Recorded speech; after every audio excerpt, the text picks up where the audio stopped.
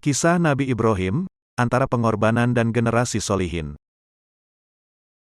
Momentum Idul Adha, ibadah haji dan kurban, berkaitan erat dengan sosok Nabiullah Ibrahim, alaihi salam. Nabi Ibrahim yang menjadi teladan dalam ritual tahunan tersebut mengajarkan bahwa seorang hamba janganlah tertipu daya dengan kekayaan yang sifatnya sesaat saja. Ada kehidupan yang lebih hakiki dan perlu diperjuangkan ketimbang kehidupan dunia yang fana. Karena itu, mengorbankan sebagian harta lillahi ta'ala tidak akan ada ruginya. Sikap semacam inilah yang ditunjukkan Nabi Ibrahim, yang juga diikuti putranya, Ismail, yang begitu patuh dan soleh. Dengan bahasa lain, pengorbanan adalah bentuk cara pandang manusia yang jauh ke depan menuju kehidupan bahagia di akhirat kelak secara abadi. Kita belajar keikhlasan dari sosok Nabi Ibrahim, alaihi salam, yang merelakan putranya untuk dipersembahkan kepada Allah subhanahu wa ta'ala. Kita belajar perjuangan dari seorang ibu yang bernama Siti Hajar.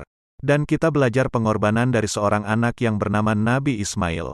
Berangkat dari sejarah di atas, pada hari raya Idul Adha, kita belajar untuk menjadi pribadi muslim yang sesungguhnya. وَمَا الْحَيَاةُ الدُّنْيَا إِلَّا لَعِبٌ وَلَهْوٌ وَلَلدَّارُ الْآخِرَةُ خَيْرٌ لِّلَّذِينَ يَتَّقُونَ أَفَلَا تَعْقِلُونَ. Sesungguhnya kehidupan dunia ini hanyalah bermain-main dan senda gurau belaka. Dan sungguh kampung akhirat itu lebih baik bagi orang-orang yang bertakwa.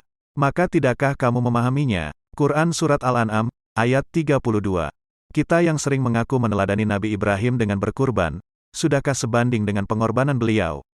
Sebandingkah dengan semangat pengorbanan Ismail yang masih bocah?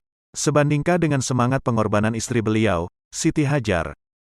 وَإِذْ قَالَ إِبْرَاهِيمُ رَبِّ اجْعَلْ هَذَا الْبَلَدَ آمِنًا وَاجْنُبْنِي وَبَنِيَّ أَن نَّعْبُدَ الْأَصْنَامَ. Dalam Al-Quran diceritakan, dan ingatlah, ketika Ibrahim berkata, "Ya Tuhanku, jadikanlah negeri ini, Mekah, negeri yang aman, dan jauhkanlah aku beserta anak cucuku daripada menyembah berhala-berhala." Quran Surat Ibrahim, ayat 35. وَوَصَّى بِهَا إِبْرَاهِيمُ بَنِيهِ وَيَعْقُوبُ يَا بَنِيَّ إِنَّ اللَّهَ اصْطَفَى لَكُمُ الدِّينَ فَلَا تَمُوتُنَّ إِلَّا وَأَنْتُمْ مُسْلِمُونَ. Dan Ibrahim telah mewasiatkan ucapan itu kepada anak-anaknya, demikian pula Yakub. Ibrahim berkata, "Hai anak-anakku, sesungguhnya Allah telah memilih agama ini bagimu, maka janganlah kamu mati kecuali dalam memeluk agama Islam." Quran Surat Al-Baqarah ayat 132. Kisah Nabi Ibrahim dan keluarganya. Selain tentang pengorbanan, ada pelajaran lain yang juga tak kalah penting. Ayat di atas membuktikan betapa besarnya perhatian Nabi Ibrahim, alaihi salam, pada pendidikan anak-anaknya. Dia tidak rela kalau anaknya bodoh atau berada pada jalur pendidikan yang salah.